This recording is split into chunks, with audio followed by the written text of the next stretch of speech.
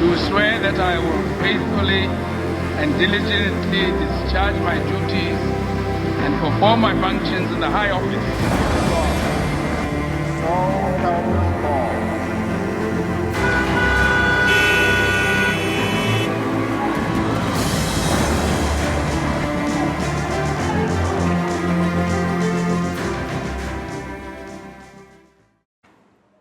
Greetings, you're watching Beyond the Ballot, a program aimed at providing you with updates and analysis on the latest issues buzzing in the corridors of politics and governments.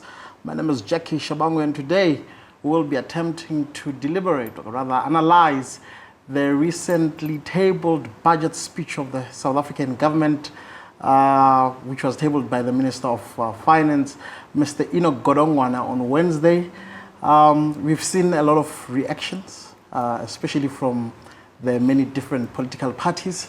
So today we'll attempt to interpret the connotation of those reactions, but at the same time we'll try to endow you to an extent with tools on how to navigate the possible effects of that balance, or rather the budget speech, should it be passed or should it pass through Parliament. So stay tuned to Level Set as we bring you more analysis on the subject at hand. The DA's demands expose their true intentions. They want labor laws to be scrapped so that employers can fire workers at will. They want black economic empowerment policies to be abandoned. They want to weaken institutions that have been established to reverse economic exclusion. These are the same policies that entrenched inequality and racial capitalism in the past, and the ANC will never allow such regression.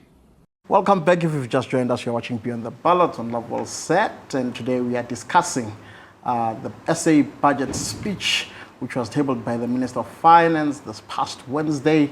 Many reactions, many noise, disappointments, expectations not being met, but at the same time, there's a lot of stubbornness, for lack of a better word, exhibited by the party that won the negotiation, which is the ANC.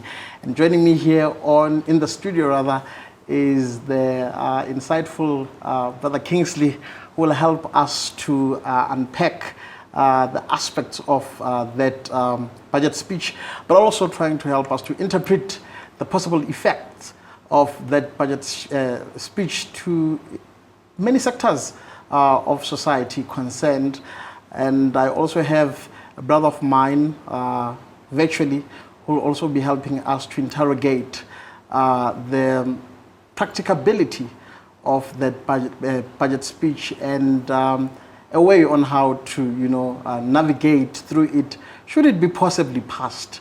I insist, because really bulk of the parties in that parliament are not so happy with that budget speech. So please also, you're encouraged to share your questions, your comments through our King's Chat super user Level Set, hashtag Beyond the Ballot. We want to hear from you, your thoughts about the balance sheet, rather the budget speech, which was presented by the Minister of Finance here in South Africa. So without any waste of time, I will delve into the conversation directly, and I will engage Ishmael virtually. Ishmael, welcome to Beyond the Ballot today. It's been a while. Thank you very much, Jackie. You know what privilege is to be amongst the best presenters South Africa has, or probably the best station South Africa has. Thank you. I'll take that as a compliment with all humility. But your overall thoughts about that presentation. I don't know why the word balance sheet keeps on prevailing or coming up, bubbling in my spirit. I don't know why, but probably it's about time we look at how do we consolidate the balance sheet of the country really, which would be a topic for another day. But I want you to literally in 3 words describe the budget speech which was tabled by the minister. Okay, let's unpack this. Jackie, from where I'm sitting, the budget that was tabled by the minister is deceptive, is deflective, and is disheartening. And I'll tell you why. I, as many other South Africans, watched the tabling of the budget speech. And my impression from it, firstly, was that it's concerning. It's really concerning that the budget that was tabled provides a profound disservice to the people of South Africa. In my opinion, it simply perpetuates a cycle of wasteful expenditure, mismanagement, and corruption. It benefits only a small cadre of elite politicians, while the burden, the financial burden that South Africa is going through, has been effectively shifted onto the citizens of South Africa. I also want to say that there are other things in the budget speech that have deeply disappointed me, and of those things are a low GDP growth. Jackie, 0.6% GDP growth. Surely we can do better than that. Yeah. South Africa was meant to do better than that. Jackie, let me tell you, GDP debt to growth to GDP ratio stands at 75% of our GDP. And the minister said it himself. The minister said 22 cents out of every rand collected by the government is spent servicing our debt. And it gives you an overall picture of the problems that are plaguing South Africa as a nation. Mismanagement, wasteful expenditure, irregular expenditure, corruption. That's the real problem at play. And so when you look at the external pressure now with borrowing, that makes things even worse. And then on top of it all, Jackie, I was so disappointed to see that we have a large portion of our population depending on social grants. And we've bragged increasing social grants. Now, when you have social grants as a country, you must remember that you have a hole in your budget because you're giving out money without there being any return on investment. And so what I mean here by this is that we have a very small tax base in South Africa. We must understand that a very small portion of the South African population supports a very large portion of the population. There are only 7.9 million taxpayers in South Africa, but there are 47% of the population currently relying on grants. This in the face of President Ramaphosa coming out in his State of the Nation addresses over the years, bragging about how the government is giving out social grants. Simply, it's unsustainable. And South Africa is on a very bad trajectory. We're very far away from where the economists would like to put us to achieve a 3 to 5% GDP growth rate in the future. But the thing that really has been very deflective and deceptive in my book is this 1% VAT increase. I want us to chat about that at length throughout this conversation. I know that there was formally during budget speech 1.0, or the first shot of the budget speech, there was an attempt to have a 2% VAT increase. And we're lucky that we just have a 1% VAT increase, but make no mistake about it, even a 1% VAT increase is absolutely concerning. It's concerning because the poorest people in society, people from poor and middle households, those are going to be feeling the pain the most. When you mention balancing books in South Africa, I suppose your next question to me will be, what exactly has led to the hole in the budget? Absolutely. And I'd like to answer that perhaps in the next question. But right now, to end off this specific answer, I'd just like to say this. The budget was expected. It was unjustified. It was unnecessary. It doesn't lead to long-term economic growth. It's not pro-poor. It's not pro-jobs. It's not pro-economic growth. And South Africa is going to find itself in a very difficult position should this budget be passed in its current form. Yeah, very insightful analysis there, brief as they were.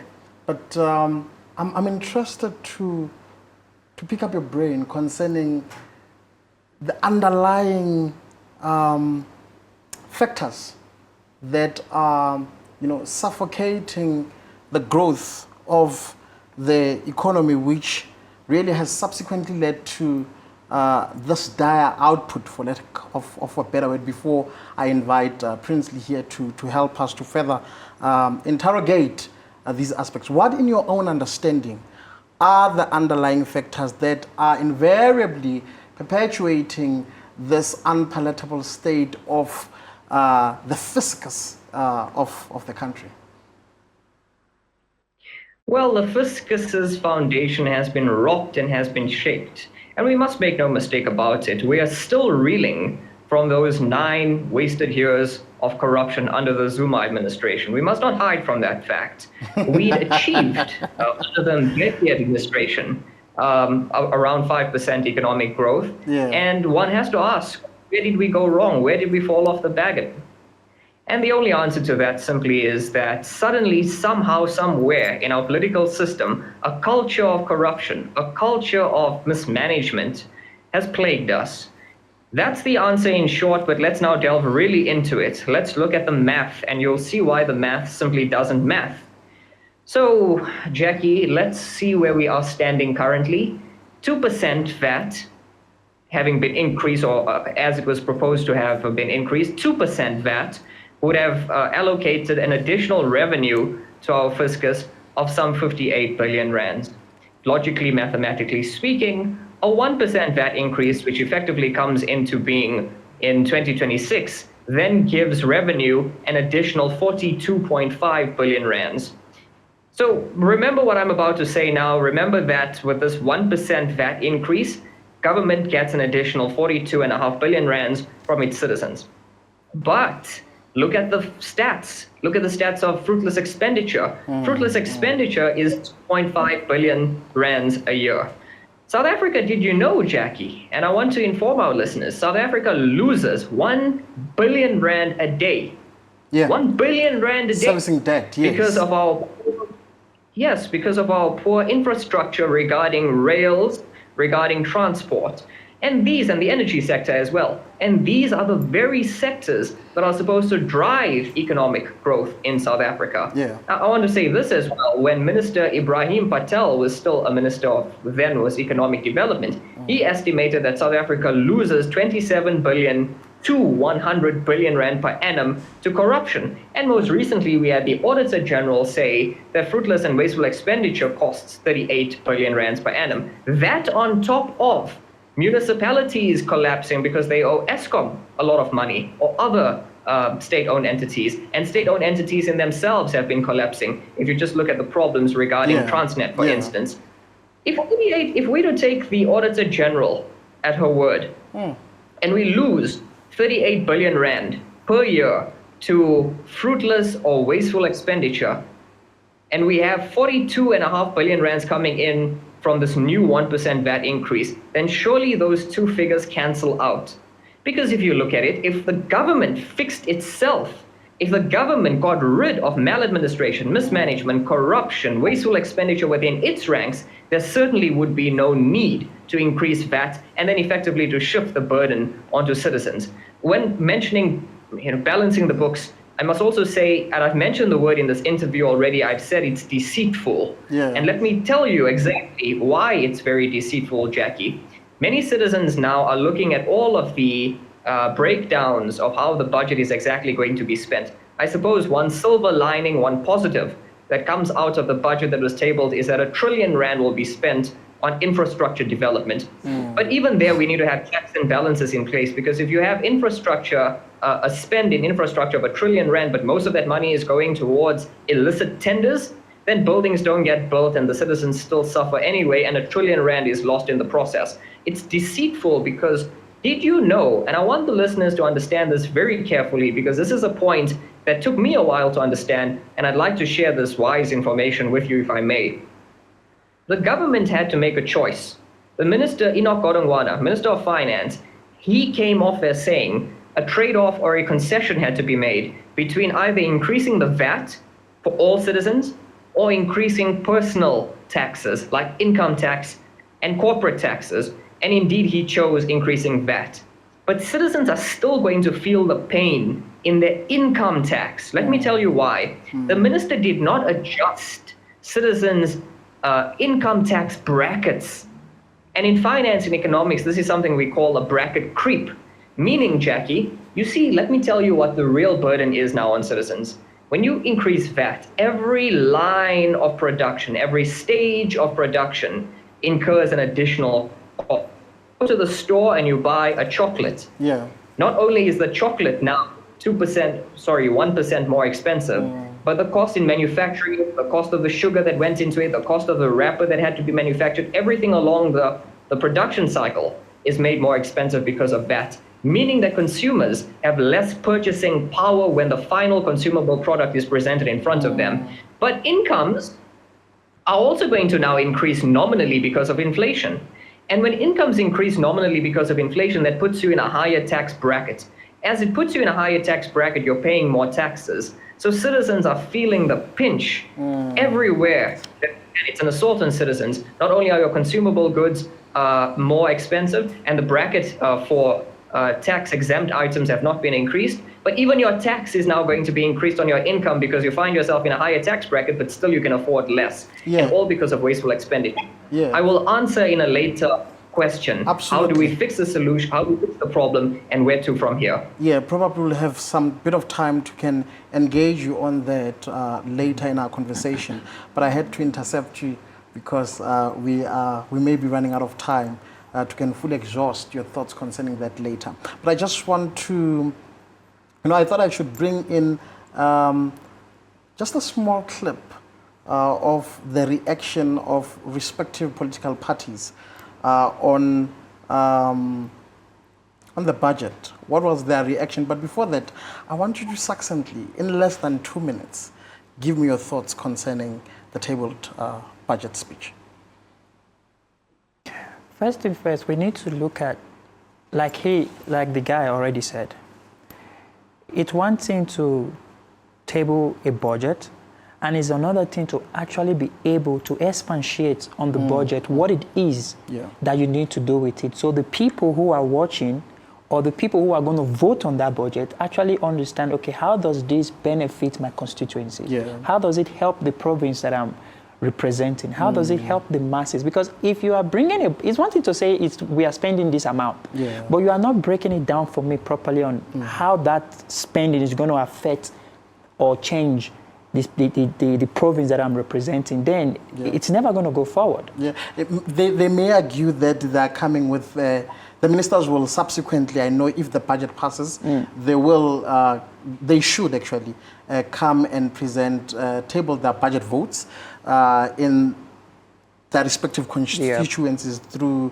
the portfolio committees. That's the common culture. Yep. But I think you've got a very valid point there to say you need to then give the value proposition of the so-called budget in terms of its output to the people concerned in that particular constituency. Yeah. But the question would be, who is the constituency that our political leaders are concerned with here? Who is the constituency? And I want you to hold the thought. We'll deliberate about that just after the break. Let's get the reactions of the respective political parties. They were playing tricks on us. They said 2%, but the real intention was to increase VAT with 0.5 this year and 0.5 next year, which would lead to 16%. They've run out of ideas on how to generate revenue for the state. This is not an instruction to Parliament. In terms of Public Management Finance Act, he's allowed to come and make a proposal according to Section 27 of that Act. And then we must then be allowed through committees to engage on this matter and come back and debate it here and adopt it here. We will not support any form of increase on VAT. We agree that we need to protect SRD. We agree that we need to invest in infrastructure, but let's test the rich. Let the corporate tax be increased. Let there be tax on the wealthy people of South Africa who buy buffaloes for 22 million. Those people should be made to pay and finance the social responsibilities of the state.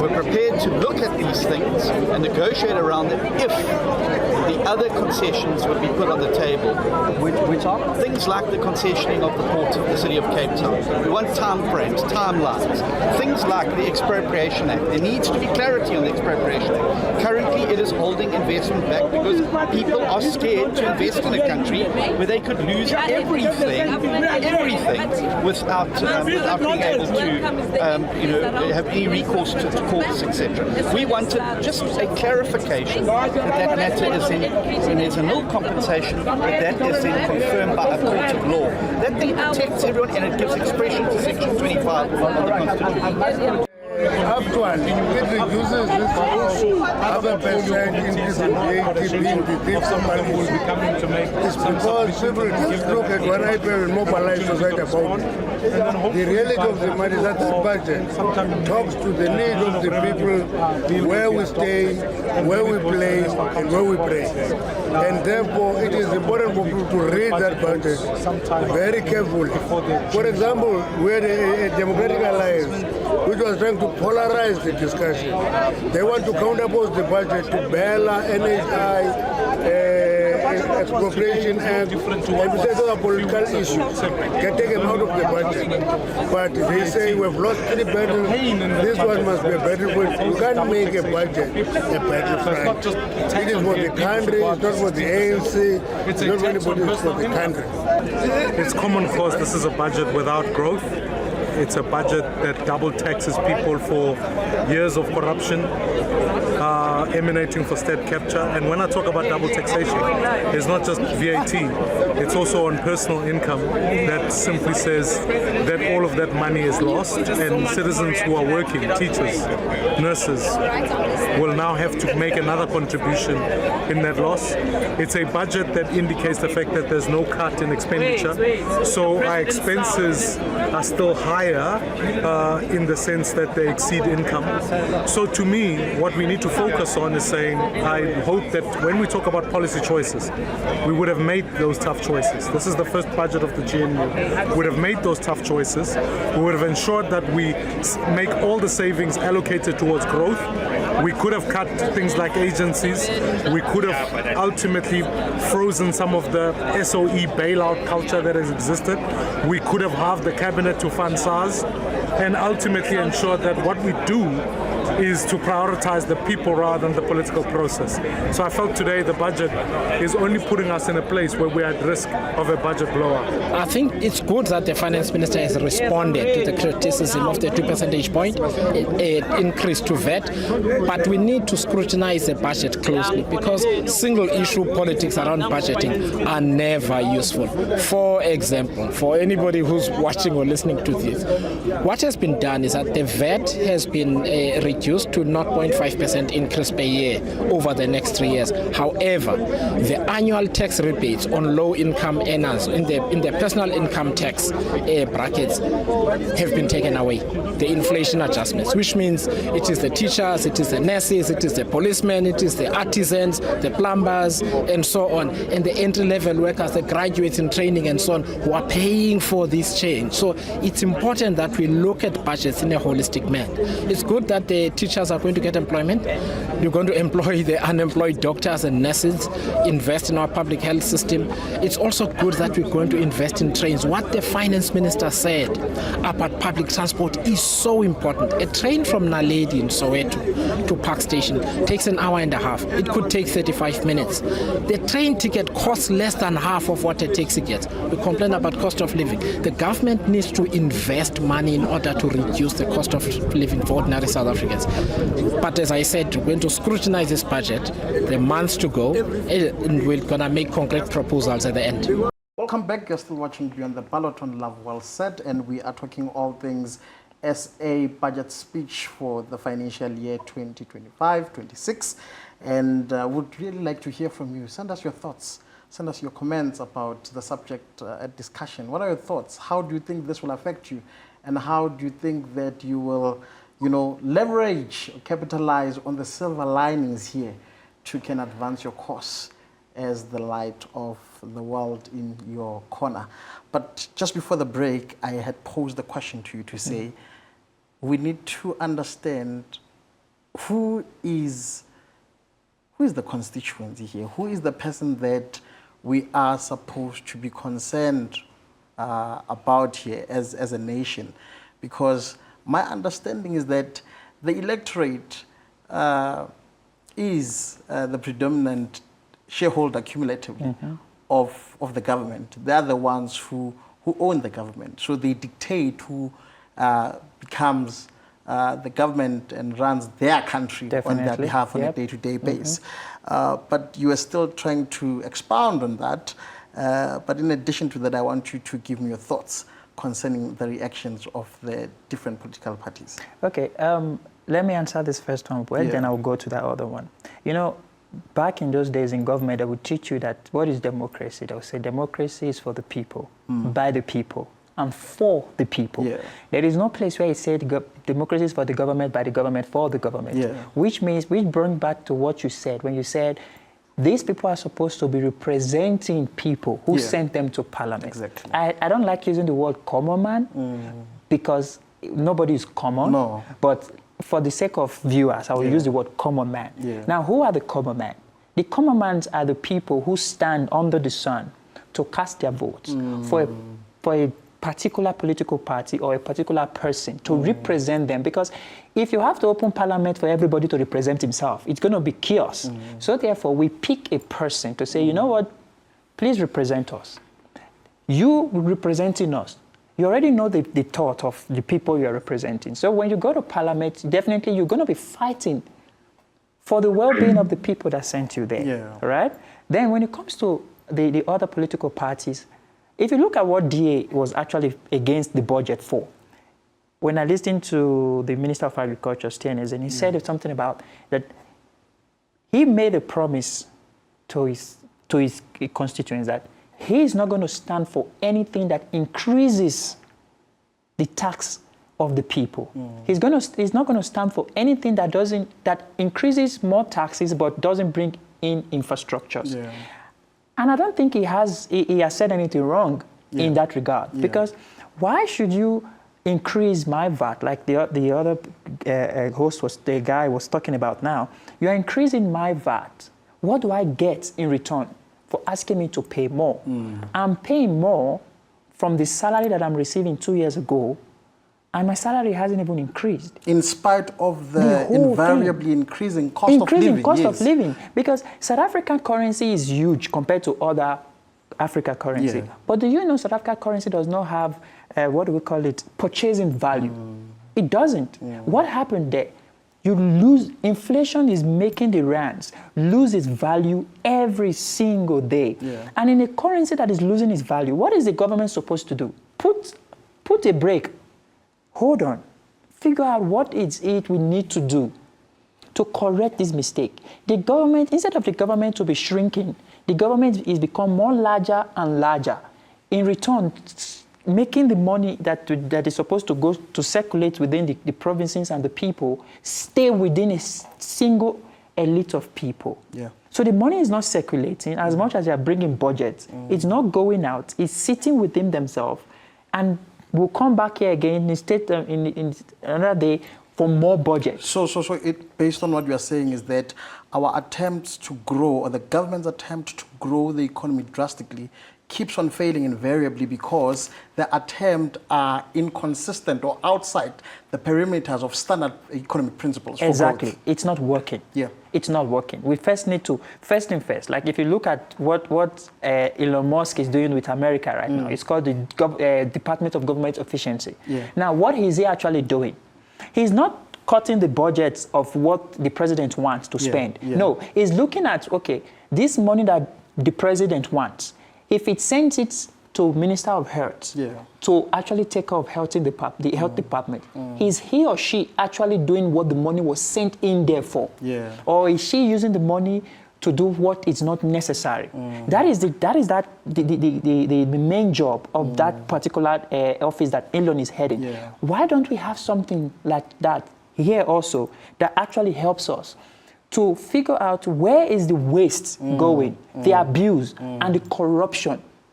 What is it, this money that we are sending out, how important is it to the people? Yeah. What use is it? Look at it. If it's not important, take it out. Yeah. Reduce the size of government. South Africa is going to start getting better when we start reducing the size of government. Yeah. Government is becoming too large and is not helping anybody. Yeah.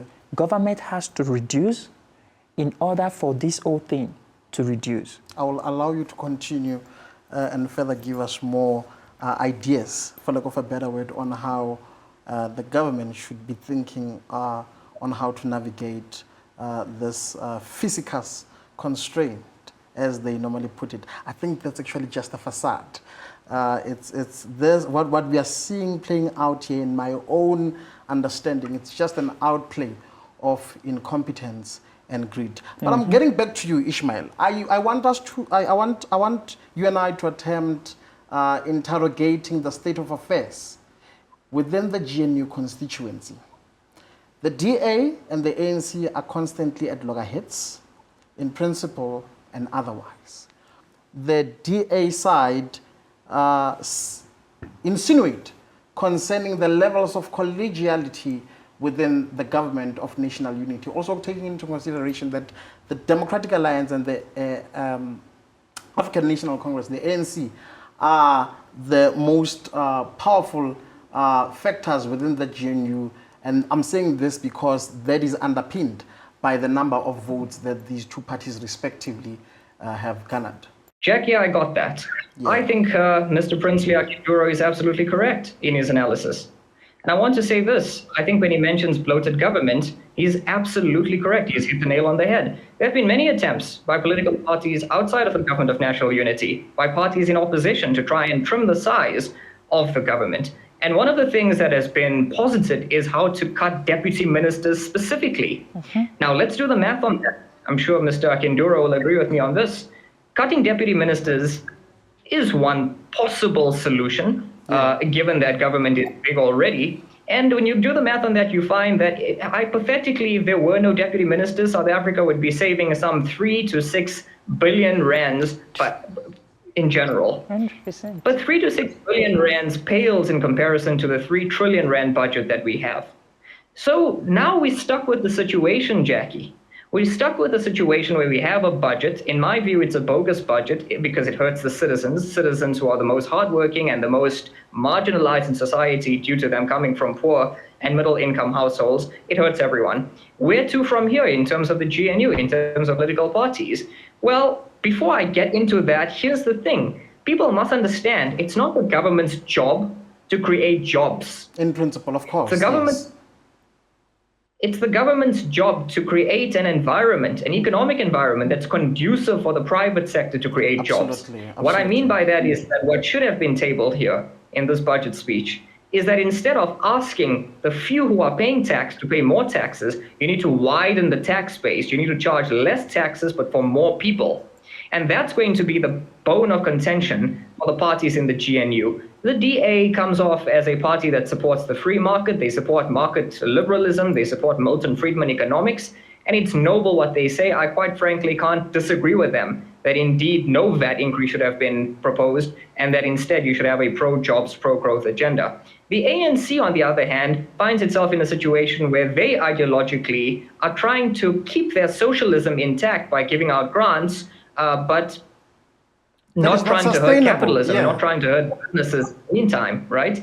And then you have other parties. You have the Progressive Caucus, for instance, and then you have parties within the GNU. My short answer to this is, when we look at the budget now having been tabled by the minister will find its way into parliament.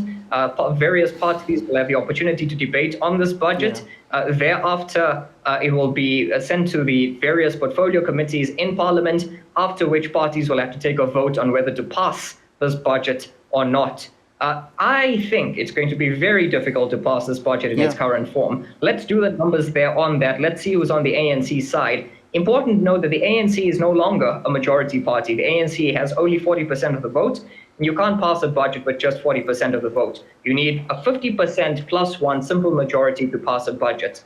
Where's the ANC going to get that 50 plus one majority from? Well, the DA is probably not going to vote with the ANC, and the Freedom Front Plus in the GNU is going to vote with the DA. The EFF is certainly not going to vote for this budget unless they've said they are given an in to the GNU. But if the EFF enters the GNU, the DA leaves the GNU, back to square one, right? Ultimately, what needs to be thrashed out, what I'd like to see happening in the debates, is exactly what Minister Fikile Mbalula said the DA is against. That must be thrashed out at length, because he says the DA is against it, but quite frankly, that's the only solution to our problems. We have extremely rigid labor laws in South Africa that need to be reduced so that businesses can employ more people. We have a national minimum wage in South Africa that, quite frankly, discriminates against unskilled workers and forces businesses to do widespread retrenchments. We have bogus BBBEE laws in South Africa, which make it difficult for big businesses to invest in South Africa. And investor confidence is probably at an all-time low. unless those challenges are sorted out, the tax base is increased or expanded, and the budget gets rid of this 1% VAT increase, we're going to be stalemated. The last word on the matter, Jackie, is what happens if they do reach a stalemate? What happens if no party can agree on passing the budget? Last year's budget continues to run up until May this year. That means that the country will not find itself without money immediately. We still have until May to come up with a better solution. What that would mean then is that now is really the time for South Africans to lobby behind participating publicly to say that we must support this pro-jobs, pro-growth agenda, and we must leave it to the main stakeholders in the GNU, the DA and the ANC, specifically to come up with a better compromise. The compromise, the concession that Minister Godongwana made in his budget speech is not good enough, and we as citizens must make sure that our voices are heard, that we're not happy with this, but it's not good enough, and that a new budget must be proposed instead.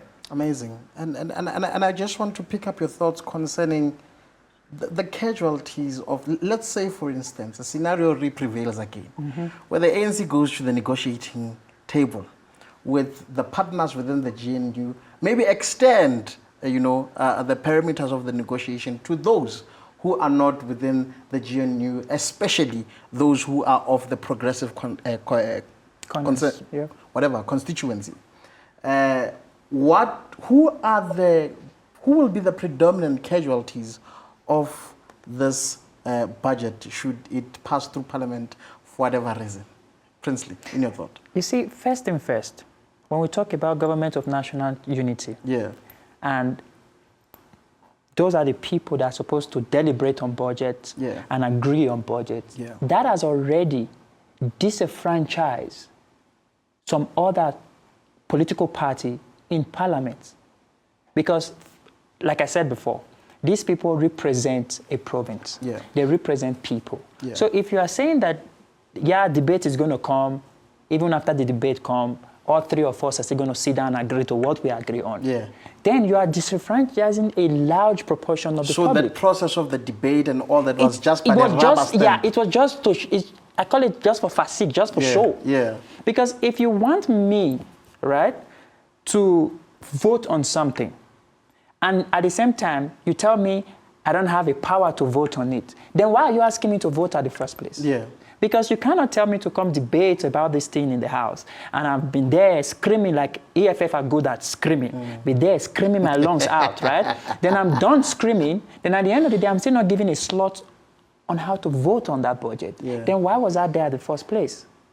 So this idea of DA saying if EFF come in, they're going to go out, it's not helping anyone. I don't even see why we have to form a coalition government at the first place if we're going to be excluding some people out. Then no need of bringing the budget to the floor. Debate your budget, three of you, agree to it, and let the rest of us just follow. Let me interject right there. As you're speaking now, so much is, perambulating in my mind concerning the strength or the efficiency of our democracy, in particular the three arms of state, where the interests of the people that are said to be served are concerned, first and foremost. Ishmael, how would you, given the many, glaring vicissitudes, of the government of national unity, how would you really succinctly describe the strength of this democracy? Are the arms of state failing? Because, in my own understanding, one is inextricably related to the other. The efficacy of the other or the efficiency of the other is informed by the other arm of state. So all these state arms, whether it's judiciary, executive, or parliament, must be able to function optimally at a level that is equilibrium, if that is the right word. What are your thoughts concerning that? How would you describe this, and what is the possible way forward from a perspective of active citizenry? Great question. Let me answer it like this, Jackie. When you ask the question of whether we're in a crisis, I don't think we're in a crisis in terms of our democracy or heading towards a crisis. I think we've already hit that crisis a long time ago. I think we've been in a crisis for a very long time. And I'll tell you why. Mr. Akinduro will probably be familiar when I say that the Constitution in Section 215 speaks about how the budget should be managed by the government, that it must be managed in a transparent way, that the people managing the budget must do so in a way that's accountable, and that it must be done in the most economically efficient manner possible. That hasn't been done, and that was not a development that occurred overnight or with this budget speech. The problems we face in society have been lingering, have been festering at least for the past 10 to 15 years, at least after the Mbeki era. And so when we find that government's handling of the finances have been particularly unconstitutional, and the judiciary hasn't stepped in to do enough to hold government officials accountable. And so therefore, when you mentioned the judiciary, we had the Zondo Commission, which is probably the largest, the most expensive commission ever commissioned in South Africa. Taxpayer money paid for that commission, but it hasn't found anyone who's been culpable in state capture liable and sent to prison for their culpability in state capture. Now, when you ask where do we move forward and where do we move forward from a perspective of active citizenry, moving forward is going to be difficult because Mr. Akinduro says that sometimes when politicians have debates in parliament, it almost seems as though we, the citizens, are excluded from that process. We must remember this democracy is ours. That this democracy belongs to all of us, and it particularly belongs to the youth of South Africa. 100%. Our disenfranchisement should not bar us from allowing our voices to be heard. Otherwise, we find ourselves in exactly the same situation that we're finding ourselves in now, where the ANC, because of its diplomatic blunders, because of its alienation of the West, because of making an enemy out of America, loses $3 billion in AGOA, has sanctions placed on it by America, loses US aid and PEPFAR, and now needs to find the money from somewhere and goes and shifts the burden on the citizens. Just to interject right there, before I am painted as a person who's propelling a narrative which does not have basis. How, in your own understanding, do you think that the ANC would have dealt with its recent, for lack of a better word, tensions with the United States under the leadership of Donald Trump? Yes, it's a very good question. It's a question I've been asked a lot. Look, I don't have all the answers, but I can say this. I can say that when you look at Donald Trump and his leadership style, you have to understand what's in his playbook. And Donald Trump has now employed the ideology of if you're not with me, then you're against me.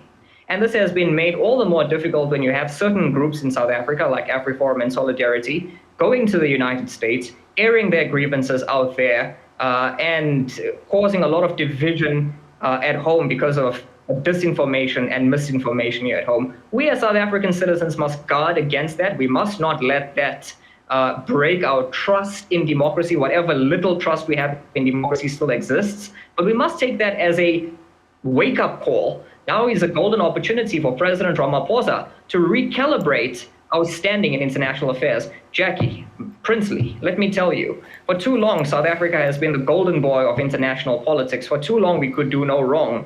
And this has made us complacent on the international stage. You know, it almost seemed as though we could load weapons onto a Russian frigate in Simonstown and think that that can make an enemy of the West. It almost seems as though we could sign laws like the Bella Act and the NHI Act, and that wouldn't get us into trouble. And so because of all of this, a part of me wants to say that the international repercussions only serve to favor a few because Russia and China are not our largest trading partners. The West, America, and the European Union is. But the ANC still seems to have a historic sentiment towards Russia because the Soviet Union supported the ANC. And there have been claims going around that South Africa is an Iranian proxy state because certain members of the ANC might have funds being held in Iran. That doesn't benefit the citizens.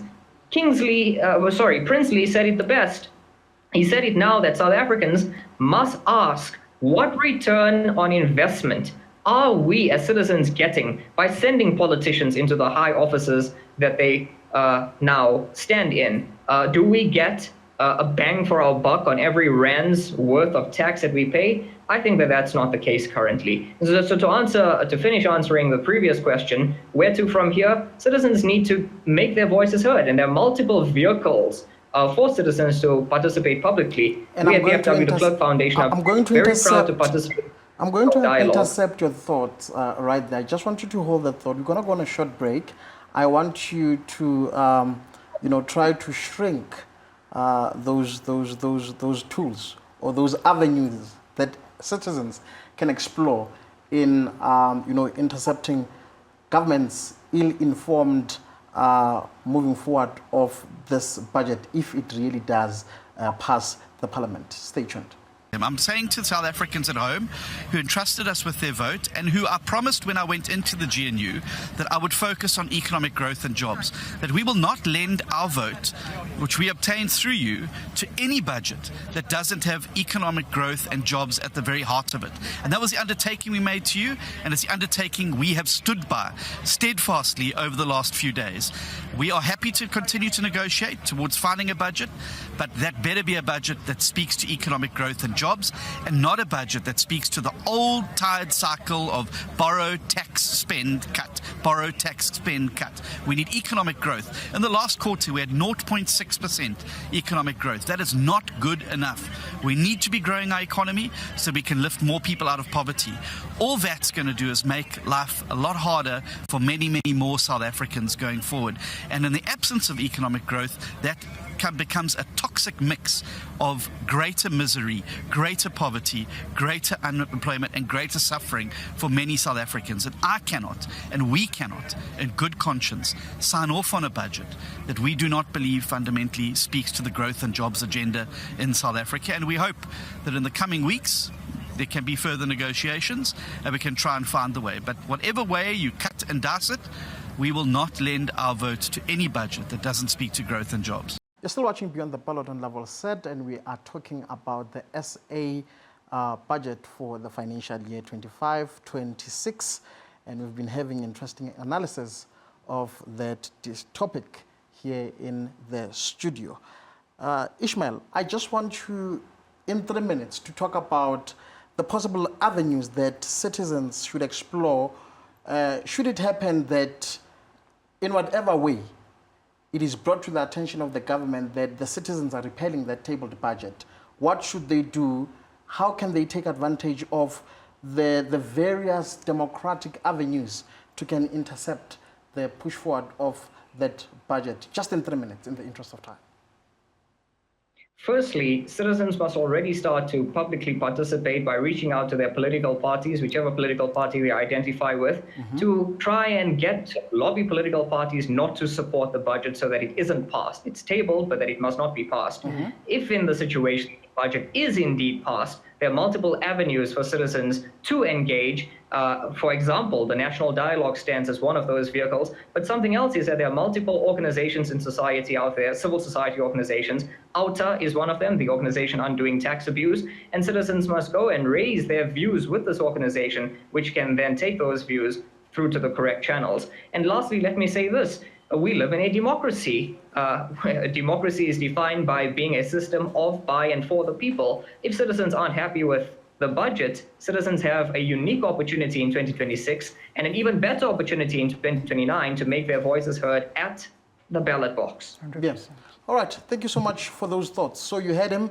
He said, go to your, if you are by any means rather a part of a political party that is functioning in South Africa. I just heard that the INC is planning, it has issued a notice to deregister inactive political parties. A conversation for another day. Ishmael, I think I'll have it with you. But Ishmael, what he said concerning this is that we can intercept the possibility rather of a push forward of this budget if we are not satisfied with it through one, going into our respective branches. You are a member of any political party that is represented in parliament. Go and make noise in your branch. Number two, take advantage of the public participation process, whether done by the legislature or your own municipality. Find out where are these things happening. Can it be an IDP? Go participate there and raise your voice there. There are many civil society organizations. He made reference of the most relevant one in this regard, which is OUTA.